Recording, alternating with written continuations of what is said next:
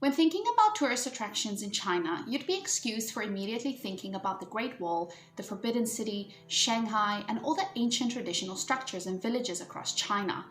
But did you know that Shenyang is home to one of UNESCO's World Heritage Sites? That's right, we have our very own Imperial Palace right here in the city. So come along with me today as I show you our very own miniature Forbidden City.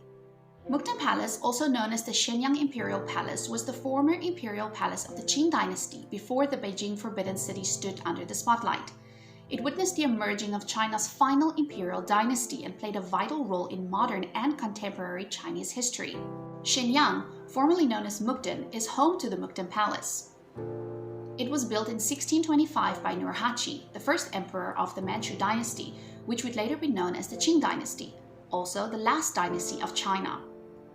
Mukden Palace would serve as the main imperial palace of the Qing Dynasty until 1644, when Qing moved their capital to Beijing, which ultimately led to Mukden Palace being treated as the imperial palace of the second capital. Mukden Palace is much smaller than the Beijing Forbidden City. I've actually visited the one in Beijing twice, once in 2013 and once in 2016, and even then I wasn't able to cover the entire place. But just because Mukden Palace is smaller doesn't mean it lacks elegance and the majestic features that the imperial palaces are loved for. Composed of over 100 ancient buildings, more than 300 luxuriously decorated rooms, and 20 vibrant gardens, and covering an area of 60,000 square meters, there's a lot to see and a large number of royal collections to admire and explore.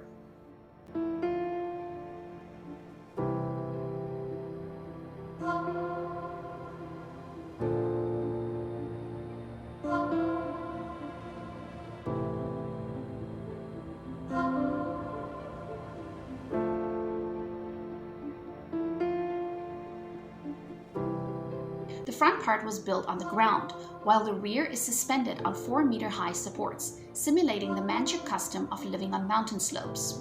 In ancient times, these halls and pavilions would be bustling with action as royal family members, government officials, and military officers rushed to fulfill the emperor's every order. Nowadays, they house over 10,000 relics from the Qing Dynasty. The Mukden Palace is also home to a very important library and testifies to the foundation of the last dynasty that ruled China. The Imperial Palace of the Qing Dynasty retains typical features of traditional folk residences of the Manchu people and has integrated the architectural arts of Han, Manchu, and Mongolian ethnic cultures, all while still following the traditions of palace construction in China. It was during the 1920s that Mukden Palace was changed to a museum, making it one of the earliest museums in China, and would eventually have its name changed to the Shenyang Imperial Palace. However, many still refer to it as Mukden Palace. In 2004, the Shenyang Imperial Palace would make it on the list of the World Cultural Heritage Sites.